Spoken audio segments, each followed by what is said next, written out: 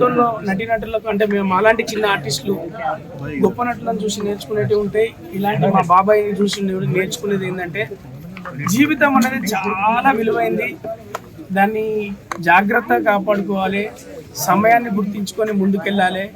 ఇప్పుడు నేను చెప్తున్నా, నేను అప్కమింగ్ ఆర్టిస్టులకు కావచ్చు, మిగతా ఆర్టిస్టులకు కావచ్చు, ఇక్కడ ఉన్న మీడియా మిత్రులకు కావచ్చు, యూత్కి కావచ్చు, మన ఆరోగ్యం మించిన ఆస్తి లేదు. దాన్ని కాపాడుకుంటే కుటుంబాన్ని వదిలేసి వెళ్ళే స్థానం రాదు.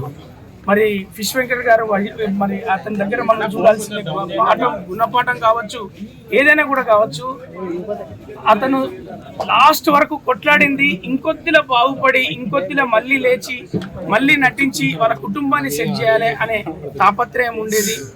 మరి దానికోసం మేము ఫోన్లలో మాట్లాడినాం, ఎందుకంటే షూటింగ్లు అయితే దూరంగా ఉండేది. కానీ వద్దాం అనుకునే లోపు ఇది విధంగా జరగడం చాలా బాధాకరం. మళ్ళీ చెప్తున్నాను, మన ఆరోగ్యాన్ని మించిన ఆస్తి లేదు. అది కాపాడుకుంటే తప్ప మన కుటుంబానికి మనం చూసుకోవాల్సింది మనం ఉంటేనే మన చరిత్ర.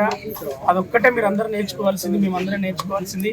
ఆయన ఎక్కడున్నా ఆయన ఆత్మశాంతి కలగాలని, వాళ్లకు ఆయన ఆశీస్సులుండి, వాళ్ళ కుటుంబానికి ఆయన ఆశీస్సులుండి, వాళ్ళ పిల్లలు వాళ్ళ మన ఫిష్ వెంకటన్న ఎలా అయితే కోరుకున్నాడో, ఫిష్ వెంకటన్న వాళ్ళ సంబంధించిన వాళ్ళ గురించి ఏదైతే కోరుకున్నాడో వాళ్ళందరూ అలా బ్రతికి ఆనందంగా ఉండాలని మాత్రం కోరుకుంటాం.